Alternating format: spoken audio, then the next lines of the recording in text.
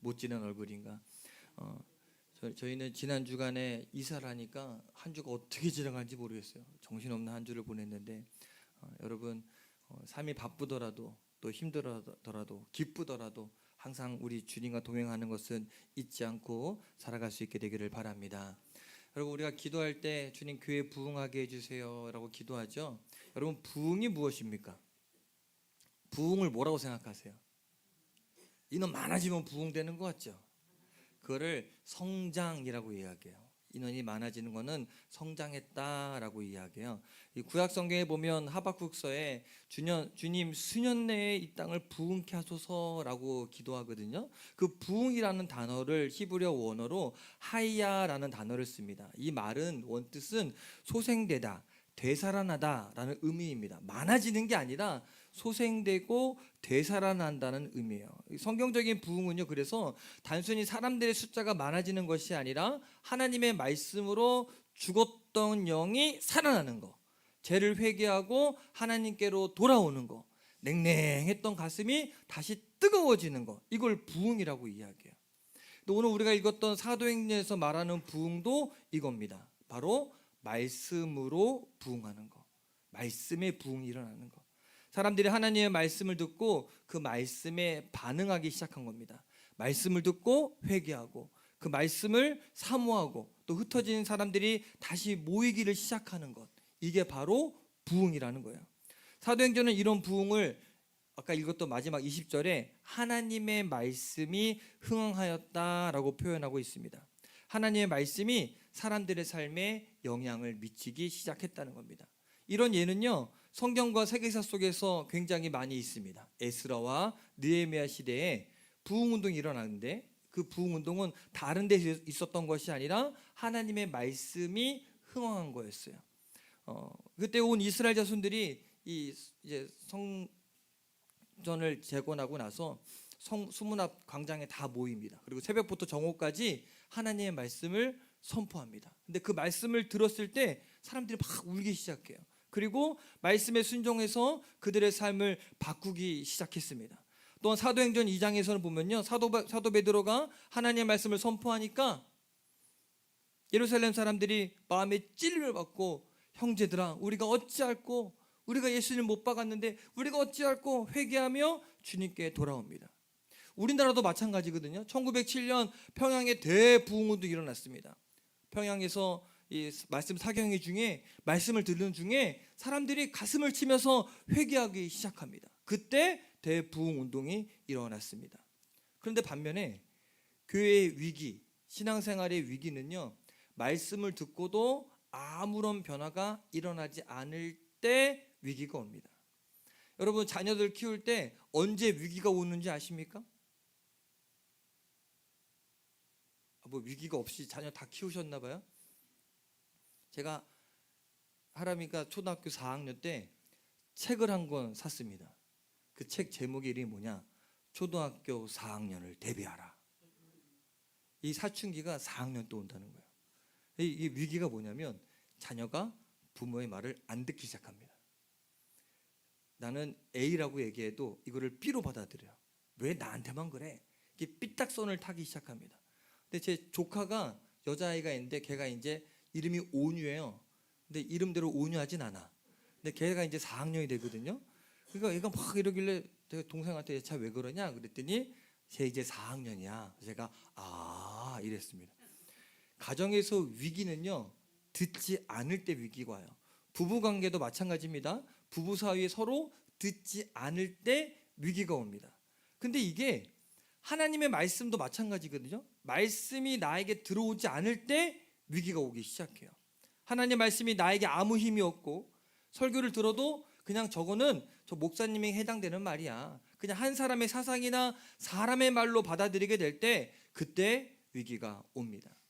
유대가 바벨론에 의해서 멸망당했습니다. 근데 그때 영적인 상황이 다 그랬어요. 그들은 하나님 말씀 듣는 거 귀찮았습니다. 그래서 이사야서에 보면요, 선지자들이 야 너네 회개해야 돼, 하나님이 심판할 거야 라고 이야기했더니 아주 노골적으로 이렇게 이야기, 한번 읽어볼까요? 이사야서 30장 10절입니다 시작.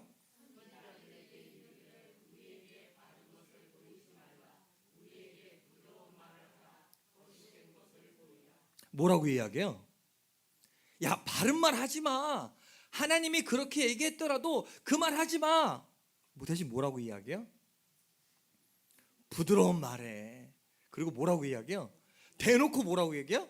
거짓말해도 괜찮으니까 좀 내가 듣기 좋은 말해 라고 이야기를 합니다. 이사야 선지자는 이게 바로 유다가 멸망한 원인이라고 이야기합니다.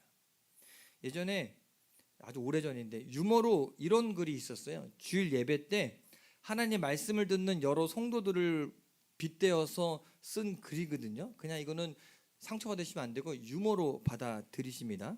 당신은 어떤 파입니까? 예요. 첫째, 설교 시간에 멀거니 강단을 응시하는 멀대파. 듣지 않고 쳐다보는 거예요. 그림을 잘 봐보세요. 둘째, 주보에 밑줄 그고 교정까지 하는 꼼꼼파. 이건 틀렸어. 이건 잘못됐어. 셋째, 졸면서 끄덕끄덕 콧말을 찍는 아멘파. 넷째, 수시로 시계를 들어보면서 안절부절하는 안절부절파. 다섯째, 옆사람과 글로 대화하는 거예요. 말로 하는 게 아니라 대화하는 청각장애파. 여섯째, 예배 끝나고 해야 할 일을 생각하는 염려파. 이거 가서 뭐 해야 되는데. 일곱째, 평소에는 성경을 안 읽고 갑자기 설교 시간에만 혼자서 열심히 성경책을 읽는 나홀로파. 여덟째, 누가 왔나 안 왔나 이렇게 두리번 되면서 인원 체크하는 경비파. 이 마지막 글에 뭐라고 얘기하냐면 당신은 어떤 유형 어떤 파입니까? 어디에 속해 있습니까? 라고 물어봅니다. 여러분 여기 아무도 안 속해 있기를 바랍니다. 어디에 속해 있어요? 안 속해 있죠? 네, 말씀은 그냥 다 들으시면 돼요. 우리가 예배 시간이 결코 길지 않습니다. 근데 이상하게 그 짧은 시간이 길게 느껴진다. 그러면 나에게 좀 위기가 왔구나라고 생각하시면 좋아요. 근데 오늘 우리가 읽은 에베소 말씀은요, 사도행전 말씀은요, 에베소에서 일어난 놀라운 하나님의 부흥을 기록하고 있습니다. 오늘 말씀에 의하면 에베소에서 일어난 부흥 운동 역시 하나님 말씀의 부흥이었어요. 20절을 다시 한번 같이 읽겠습니다. 시작. 이와 같이 주의 말씀이 힘이 있어 흥왕하여 세력을 얻으니라. 여기 보니까 하나님의 말씀이 뭐가 있다? 힘이 있다라고 이야기해요. 하나님의 말씀이 또 힘이 있어서 어떻게 됐다? 흥왕하였다. 또 그 말씀이 흥왕해서 어떻게 됐다? 세력을 얻었다. 말하자면 에베소에 살던 사람들이 하나님의 말씀을 사모하고 그 말씀에 순종하기 시작했고 또 그 말씀 때문에 변화되기 시작되었다는 겁니다. 성경에 보면 사도 바울은요 2차 전도 여행을 마치고 나서 안디옥에 도착해서 불과 한 달 정도만 딱 머물고 나서 다시 3차 전도 여행을 떠나게 됩니다. 바울의 제3차 전도 여행의 코스는요 2차 여행과 거진 같은 여정으로 시작되는데 바울의 2차 전도 여행의 핵심적인 선교지가 고린도였다면 3차 전도 여행의 핵심지는 바로 에베소였습니다. 당시 에베소는요 세계적인 무역 도시였어요. 한때 인구가 30만 명에 달하는 이 소아시아의 최대 도시였습니다. 요즘에 우리는 30만 명이라 그러면 많지 않다고 생각하잖아요. 이 당시만 해도요 30만 하면은 서울과 맞먹은 아주 거대한 도시였습니다. 그래서 이 또한 동양과 서양을 서로 연결해주는 그 당시에는 이제 여기가 신로마다. 물류가 황성하고 활성해지고 문화가 막 발달하는, 심지어 그곳에는요 약 2만 5천 명을 수용할 수 있는 큰 극장이 있고 체육관도 있고 음악당도 있고 거대한 쇼핑상가와 목욕탕 시설이 아주 가득했습니다. 또 석주 127개로 세워진 세계 7대 불가사의 하나인 아테미 신전도 바로 여기 에베소에 있었다고 합니다. 그런데 사도 바울은요 이런 큰 도시 에베소에 가장 필요한 것은 다른 게 아니라 하나님의 말씀, 십자가의 복음이라고 확신했습니다. 그래서 이 도시의 복음을 전하는 일에 온 힘을 다하기 시작합니다. 우리 성경을 주의 있게 읽어보면 사도 바울의 3차 전도 여행은요 1, 2차 전도 여행과 좀 많이 다르다는 것을 알 수 있어요. 이 두 가지 면에서 완전히 다르거든요. 그 첫 번째가 뭐냐면 바로 성령 세례에 관한 겁니다. 사도행전 19장 전반부에 보면 바울이 에베소에 도착하자마자 거기 있는 성도들에게 질문합니다. 너희가 믿을 때 성령을 받았느냐? 한번 여러분 옆에 있는 물어보실래요? 너 성령 받았니? 왜 안 물어봐요? 여러분 예수님 믿으시죠? 안 믿으세요? 믿으니까 이 자리에 앉아 계시지. 그러면 성령 받으셨습니까? 그가 그 어떤 것보다 성령을 받았느냐라고 물었다는 것은요, 성령을 체험하는 것이 신앙생활에 있어서 그 무엇보다 중요하다는 것을 우리가 알 수 있습니다. 바울 또한 그거를 인식한 거야. 맞아. 그냥 말씀을 아는 것만으로 안 돼. 성령을 받아야 돼. 여러분 물론 우리는 성령 받지 않고도 교회 다닐 수 있습니다. 성령의 기름 부으심 없어도 교회에서 봉사할 수 있어요. 성령의 임재 없어도 예배할 수 있습니다. 찬양도 할 수 있어요. 기도도 다 할 수 있습니다. 그러나 우리가 하나 분명히 알아야 될 것은 뭐냐면 성령의 능력이 아니고서 성령의 기름 부음이 없이는 하나님의 역사, 하나님 크게 일들은 나타나지 않습니다. 그래서 주님은 승천하시기 전에 제자들에게 이렇게 이야기합니다. 사도행전 1장 4절 같이 한번 읽어볼까요? 시작. 예루살렘을 떠나지 말고 내게서 들은 바 아버지께서 약속하신 것을 기다리라. 요한은 물로 세례를 베풀었으나 너희는 몇 날이 못되어 성령으로 세례를 받으리라 하셨느니라. 성령이 임해야 권능을 받고 땅끝까지 이르러 예수의 증인이 될 수 있다는 겁니다. 사도 바울 역시 에베소에서 만난 사람들에게 너희가 믿을 때 성령을 받았느냐라고 물었습니다. 우리 송쪽의 성도님들은 어떻습니까? 여러분 성령을 받았습니까? 대답을 안 하시는 거 보면 저랑 1대1로 좀 교육을 받으셔야 될까요? 다시 여러분 성령을 받았습니까? 아직 확신이 없으십니까? 그렇다면 말씀 가운데 주시는 은혜를 받으시고 이 시간 우리와 함께 계신 성령님을 충분히 영접할 수 있게 되기를 간절히 축원합니다. 3차 전도여행이 1, 2차 전도여행과 다른 두 번째는요 바로 사람을 세우는 일이었습니다. 그것은 제자 삼는 일입니다. 1차 전도여행 때는요 바울은 구브로성과 소아시아 지역을 다니면서 전도했습니다. 이때 굉장한 기적들이 막 일어나긴 했어요. 근데 이때 제자들을 세워지거나 지속적으로 전도 운동을 하지는 않았습니다. 그래서 사도 바울이 2차 전도여행 때부터는요 전략을 바꿉니다. 사람을 찾고 사람을 세우는 일을 하게 시작돼요. 그래서 우리가 잘 아는 이름들이 등장하기 시작했는데 빌립보에서는 누디아를 세우고 데살로니가에서는 야손, 아덴에서는 디오누시오와 다마리, 그리고 고린도에서는 우리 지난주에 말씀 배웠던 브리스길라와 아굴라를 세웁니다. 그리고 이렇게 제자들이 세워진 지역에는요 지속적인 전도 운동이 일어납니다. 세워놓고 바울이 나오면 거기에 교회가 세워지고 이런 일들이 반복됩니다. 그렇기 때문에 사도 바울은요 3차 전도여행을 시작하면서 아예 에베소의 자리를 딱 잡고 거기서 2년 동안 머물면서 사람을 키우는 일에 전념을 하기 시작됩니다. 우리 8절 9절을 보면 알 수 있거든요. 같이 한번 읽어볼까요? 시작.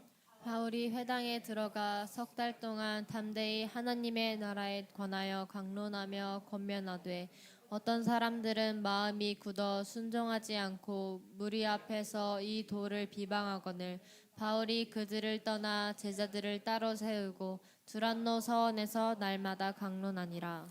그래서 우리가 두 단어를 좀 주목할 필요가 있습니다. 하나는 떠나, 하나는 따로 세우고. 한번 따라해 볼까요? 떠나, 따로 세우고.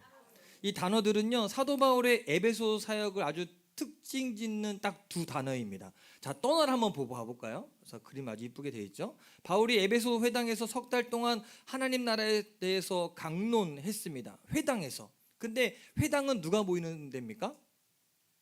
유대인들, 똑똑한 학식이 있는 사람들, 그곳에 모여서 말씀을 강론하거든요. 근데 3개월 동안 거기서 말씀을 이야기하고 십자가 복음을 이야기했는데 이들이 잘 들을까요? 듣긴 들어. 근데 변화가 일어나지 않는 거예요. 반응이 그렇게 좋지 않았습니다. 그들은 하나님의 말씀에 이미 마음을 닫았어요. 순종하기는커녕 오히려 하나님의 말씀을 비방하거나 비판하기 시작합니다. 야, 그건 아니야. 그건 잘못됐어. 그리고 막 정죄하기 시작합니다. 그러자 바울은 그들을 떠나기로 결심합니다. 그는 하나님의 말씀에 귀를 닫고 있는 사람들과 시간을 보내는 것이 시간 낭비라고 생각했어요. 하나님의 말씀으로 변화되지 않는 사람은 더 이상 소망이 없다고 생각한 겁니다. 물론 우리가 어떤 때는 어렵고 힘든 일이라도 포기하지 않고 끝까지 맞서야 하는 일들도 있습니다. 끝까지 해야 돼. 그러나 바뀌어지지 않는 현실을 두고 내 자존심 때문에 내가 이기나 네가 이기나 해보자 끝까지 하면서 인생을 건다는 거 정말 어리석은 일입니다. 내가 나한테 재능이 없어. 근데 끝까지 가. 하나님의 뜻도 아니야. 그러면 계속 해야 돼요? 그만해야 돼요? 유능한 사업가는 포기할 것과 투자할 것을 잘 구분하는 사람이 유능한 사람입니다. 제가 솔직한 고백으로 제가 늘 한 얘기가 주식은 하지 마세요라고 가끔 얘기했거든요. 근데 삼성전자가 주식이 막 오른다는 얘기가 있었어요. 근데 막 떨어질 때였어요. 4만 전자 될 때 그냥 듣기만 하세요. 그래서 제 동생이 샀대요. 그래서 저보고 형도 좀 사래요. 그래서 제가 10개를 샀어요. 얘가 오르더라고요. 6만 원까지 올랐어요. 6만 3천 원까지 올랐어요. 근데 제가 얼마나 밀어나냐면 그걸 매일 보는 거예요. 얘가 올랐나 떨어진다 올랐다 떨어진다. 근데 6만 3천에서 올랐다 내렸다 올랐다 내렸다 그랬더니 내가 어느 순간 뒤통수를 딱 쳤어. 이건 내가 잘못됐다. 내가 왜 이거 쳐다보고 앉아있냐. 그래서 6만 3천 원에 다 팔아버렸어요. 근데 지금 14만 원이야.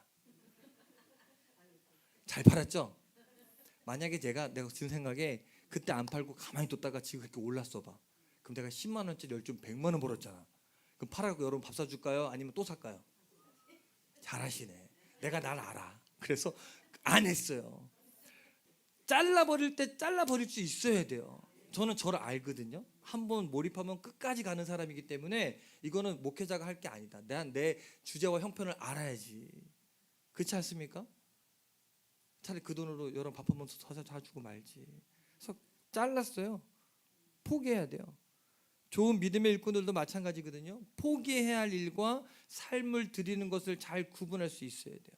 포기할 것을 포기하지 못하면 하나님의 역사를 보지 못합니다. 많은 그리스도인들이 진정한 주님의 제자 하나님의 일꾼이 되지 못하는 것은요, 이 떠남이 잘 안 되기 때문에 그래요. 그래서 한 발은 세상에 한 발은 교회에 이렇게 적당히 두고 왔다 갔다 하면서 신앙생활합니다. 하나님께 온전히 헌신하지도 못하고, 그렇다고 하나님을 버리지도 못하고, 왜? 불안하니까 어정쩡한 마음으로 하나님의 말씀대로 살고는 싶은데 내 삶의 현실은 그렇지 못해서 갈등하고 고민하면서 뜨뜻미지근한 믿음을 갖고 있는 사람들이 있습니다. 그런데 그렇게 신앙생활하면 하나님의 기적과 능력은 체험할 수 없습니다. 그래서 요한계시록에 보면 뜨겁든지 차든지 해라. 그럼 이 양 믿는 거 뜨거워야 될까요? 차가워야 될까요? 뜨겁게 되길 바랍니다. 하나님의 이런 이중적인 자세를 기뻐하지 않거든요. 뜨뜻미지근한 거. 아브라함은요, 하나님의 말씀을 듣고 뜨겁게 믿었어요. 갈대아 우르를 떠났습니다.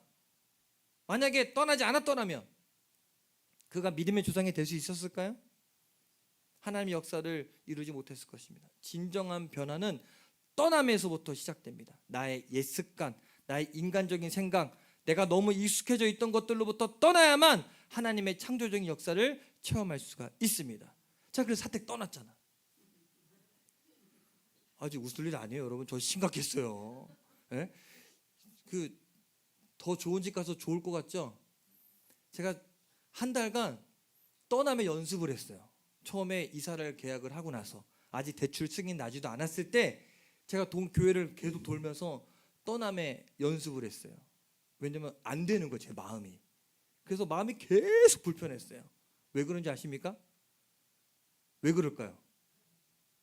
교회 사랑해서? 저는 그런 줄 알았거든요. 교회 사랑한 게 아니에요.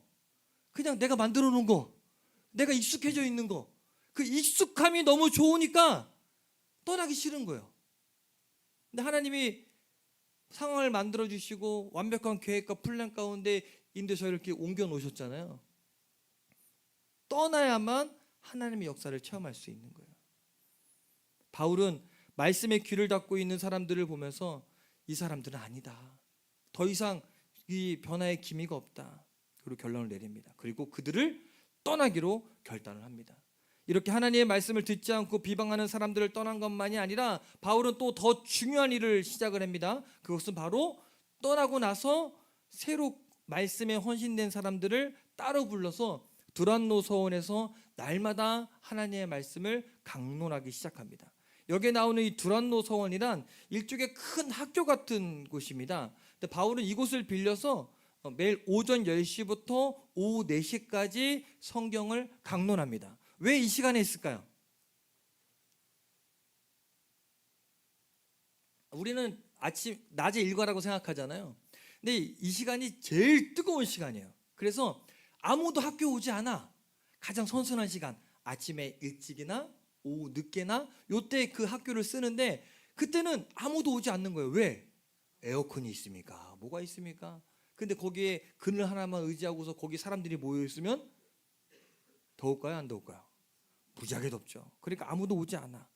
그래서 너무나 그 더워서 사람들이 쉬는 시간입니다. 근데 그때 그 강론할 때 이들이 매일 두라노 서원에 모입니다. 온 유럽과 소아시로 다니면서 그렇게 바쁘게 복음을 전했던 사도 바울이 한 곳에서 2년 동안이나 머물러 있으면서 그것도 많은 사람이 아니라 이 소규모의 사람들을 대상으로 말씀을 가르치는 건 굉장히 이례적인 일입니다. 아마 쉽지 않은 결단이었을 겁니다. 주위 사람들은 야, 왜 시간 낭비하냐? 뭐 하는 거야? 야, 그렇게 몇 명 안 되는 사람을 데리고 2년을 소비하면 어떻게 로마까지 가서 복음을 전하겠냐라고 비방했을지 모릅니다. 그럼에도 불구하고 바울은 따로 그들을 불러서 하나님의 말씀에 헌신하는 제자 세우는 일에 모든 것을 걸었습니다. 아마 사도 바울은 다른 것보다 사람 세우는 것이 가장 빠른 길임을 알았던 것 같습니다. 물론 교회를 크게 짓고 여러 가지 프로그램 하는 것도 필요합니다. 사람들의 눈에 보이는 어떤 결과를 보여주는 것 사실 중요합니다. 그러나 건물보다 프로그램보다 더 중요한 것은요, 사람입니다. 따라 볼까요? 중요한 건 사람이다. 사실 여러분이 교회거든요. 사도 바울은 이 비밀을 알았어요. 그래서 그는 그 귀중한 시간 2년 동안 다른 지역을 다니지 않고 단지 하나님의 말씀으로 사랑 키우는 일에만 헌신했습니다. 하나님의 말씀에 반응하는 사람들을 세우기 시작했어요. 바울은 어정쩡한 신앙생활하는 사람들이 아니라 하나님의 말씀에 자신의 인생을 묶은 사람, 하나님 말씀대로 살려고 결단한 바로 그런 사람들을 세우기를 원했습니다.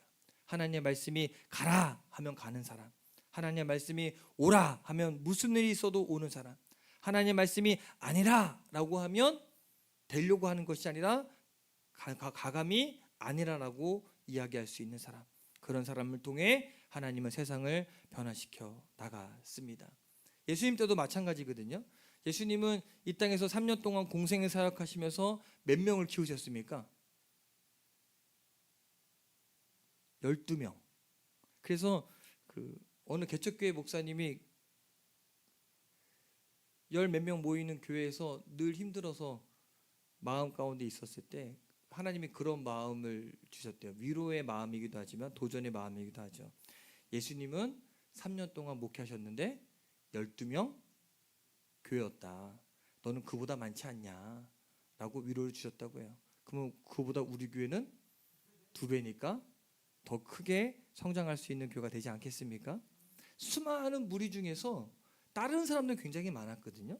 근데 12명만 세워서 그들을 키웁니다. 왜? 예수님은 12명만 가지고도 얼마든지 세상을 변화시킬 수 있다고 보았습니다. 그런 주님의 생각은 틀렸을까요? 맞았을까요? 정답이었어요. 제자 12명이 수많은 사람들의 영향을 미쳤고 얼마 있지 않아서 로마가 복음으로 정복됩니다. 로마의 국교가 기독교가 됩니다. 반면 세상의 방식은요, 크기나 숫자가 기준입니다. 얼마나 많은 사람들이 모이는가, 얼마나 큰가, 거기서 감동을 받습니다. 그래서 할 수만 있다면 숫자를 부풀리기를 합니다. 왜냐하면 세상은 여론의 힘을 의지하기 때문입니다. 그래서 선거철이 되면 이 정치인들이 가는 교회는 정해져 있습니다. 큰 교회, 작은 교회, 큰 교회. 송천교회 한번 오지. 내가 소개해 줄 수 있는데. 근데 와요, 안 와요? 안 와요. 왜? 그들은 크기가 중요하기 때문에 그래요. 그러나 하나님은 다릅니다. 하나님은 오히려 사람들의 숫자를 줄여요. 늘리는 게 아니라. 자, 기동이 미디안과 전쟁을 할 때 하나님이 모인 사람들이 너무 많다라고 이야기합니다. 적군은 13만 명이 넘어요. 근데 만 명이 만 명이 모였어요. 3만 2천 명이 모였어요. 그럼 3만 2천 명이 많아요, 적어요? 13만 명에 비해서 적어요. 많다. 가라. 그래서 만 명으로 줄입니다. 그것도 많다. 가라. 몇 명으로 줄여요? 300명으로 줄여요. 300명으로 13명을 이길까요? 그런데 물으면 안 돼요. 사실은. 왜? 300명이 싸우는 것이 아니라 하나님이 싸우는 거니까. 그래서 이 질문 자체가 잘못된 거예요. 300명으로 어떻게 13만 명을 이겨요? 이거 잘못된 질문이에요. 300명이 싸우는 것이 아니라 그들을 세운 하나님이 싸우는 거니까. 하나님은요, 군대의 숫자와 상관없이 전쟁을 이기게 하시는 분입니다. 하나님께서 일으키시는 부흥도 마찬가지입니다. 하나님은요, 사람의 숫자가 아니라 정말로 헌신된 한두 사람을 위해서 통해서 역사하십니다.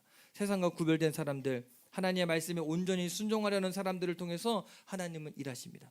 아무나 세상을 변화시킬 수 있는 것이 아닙니다. 오늘 말씀의 표현을 빌다면 떠나서 따로 세움 받은 사람들이 세상을 변화시킬 수 있습니다. 그러므로 따로 세움 받은 사람들, 하나님의 말씀으로 훈련된 사람들이 필요합니다. 중요한 것은요, 바울이 이렇게 제자 훈련을 하니까 놀라운 결과들이 일어났다는 것입니다. 자, 어떤 일이 일어났는지 한번 성경을 보여서 봅시다. 우리 10절을 함께 읽겠습니다. 시작. 2해 동안 이같이 하니 아시아에 사는 자는 유대인이나 헬라인이나 다 주의 말씀을 듣더라. 자, 첫 번째 변화는 뭐냐면 아시아에 사는 자 다 주의 말씀을 듣게 되었다는 겁니다.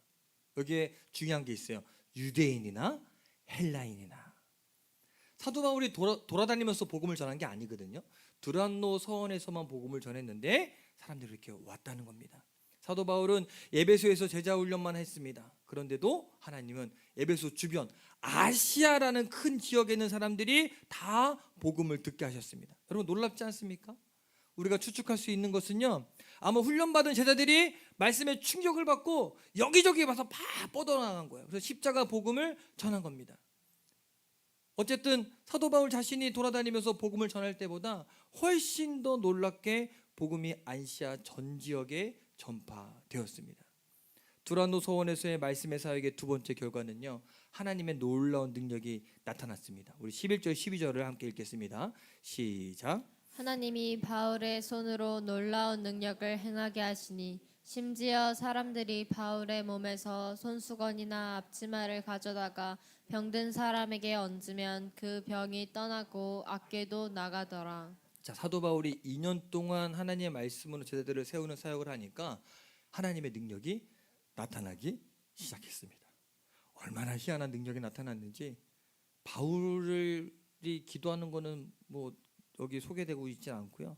바울의 손수건을 갖다가 병든 자에게 놓으면 병이 나았다는 거예요. 안 놀랐습니까? 그러니 바울이 직접 손을 대고 기도하면 얼마나 더 놀라운 일이 나타났겠습니까? 그런데 이렇게 하나님의 능력이 나타나니까 주변의 말씀을 듣지도 않고 그 말씀의 능력이 왜 나타났는지도 모르는 사람들이 흉내내기 시작합니다. 어떤 마술하는 사람들이요, 악귀를 쫓아낼 때 악기 들린 사람에게 한번 시험해보고 싶은 거예요. 그래서 이렇게 명령했대요. 내가 바울이 전파하는 예수를 빙자하여 너희를 명하노니 나가라. 자, 이거 뭔 얘기야 대체? 바울이 전하는 예수님의 이름으로 더 나가라. 그랬더니 이 병든 자들이 나갈까요? 그 중에 또 유대의 한 제사장 스게아와의 아들들이 있었는데 그 아들들이 이 일을 해봤습니다. 악기 들린 사람들을 향해서 똑같이 얘기해요. 바울이 전하는 예수님의 이름으로 명하노니 나가라. 그랬더니 이 귀신 들린 자가 눈을 똑바르게 뜨고 그 아들들에게 이야기했대. 야, 내가 예수도 알거든, 바울도 알거든, 근데 너희는 누구냐 하면서 그를 막 붙잡고 옷을 찢고 막 난리가 난 거예요. 때리기도 했다는 거예요. 왜? 그들은 예수님의 능력이 그 안에 없으니까. 사람이 행하는 겁니까? 아니거든요. 그러면 그 이름만 내 입에 갖다 붙이면 나타나는 겁니까? 아니거든요. 성령의 역사가 나타나야 그 일들이 벌어지는 겁니다. 두란노에서의 말씀의 사역의 세 번째 결과는요, 모든 에베소 사람들이 하나님을 두려워하면서 주 예수의 이름을 높이게 되었다는 겁니다. 17절 말씀을 함께 같이 읽어볼까요? 시작. 에베소에 사는 유대인과 헬라인들이 다 이 일을 알고 두려워하며 주 예수의 이름을 높이고. 여기에 보면 에베소에서 일어난 하나님의 부흥은요, 사람들이 하나님을 두려워하고 예수 그리스도의 이름의 권세가 드러나게 되는 것이었습니다. 그럼 부흥 운동의 본질은 무엇입니까? 그것은 사람들이 하나님에게로 돌아오는 겁니다. 그리고 사람들이 하나님의 능력을 생생하게 체험하는 것이 부흥입니다. 그런데 여기서 중요한 것은요, 사람들이 다른 게 아니라 사람을, 바울의 이름을 높인 게 아니라 누구의 이름을 높였다? 주 예수의 이름을 높이게 된 것입니다. 왜 그렇습니까?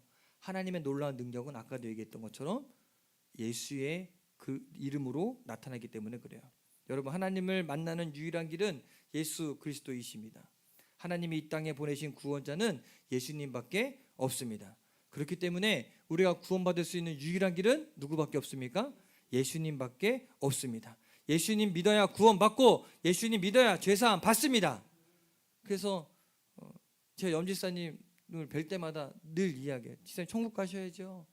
그거는 그렇게 말씀을 드려도 이 오랫동안 사셨던 분들은 인식을 그렇게 하세요. 아유, 내가 한 게 없어서, 내가 이게 한 게 없어서. 아마 안배성님 아직도 그러실걸요. 네. 근데 언젠가 변화되실 겁니다.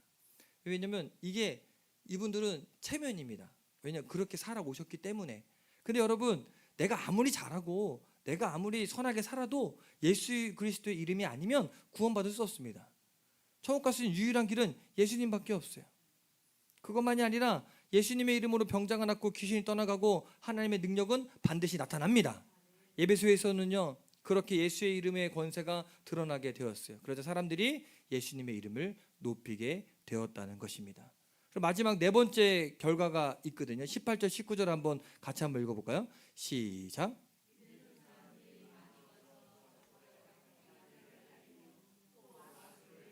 많은 사람이 그 책을 모아 가지고 와서 모든 사람 앞에서 불사르니 그 책 값을 계산한즉 은 5만이나 되더라. 자, 에베소에서 일어났던 것은 뭐냐면 바로 회개 운동입니다. 회개 운동은요, 마술하는 사람들이 그 책을 모아 가지고 와서 모든 사람 앞에서 불사르게 되는 것으로부터 절정에 이르게 됩니다. 팔면 어때? 그 값어치가 얼마라고요? 5만. 오, 팔면 되는데 다 태워버렸어. 은 5만이 얼마인 줄 아십니까? 얼마 된 것 같으세요? 지금의 이제 화폐 가치가 좀 많이 바뀌어서 현재 가치로 환산하면 약 100억 원 정도가 됩니다. 그들이 태운 책값만. 그들은요, 공개적으로 마술적인 행위를 회개하고 하나님께 돌아왔습니다. 팔지 않고 태웠다는 건요, 결단이거든요. 내가 다시는 이걸 하지 않겠다.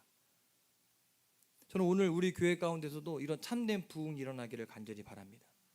그때 사람들이 마술책을 불태웠던 것처럼 우리 마음속에 몰래 붙잡고 있던 아까워하고 미련 갖고 있던 세상 것들 다 내려놓고 태워버립시다.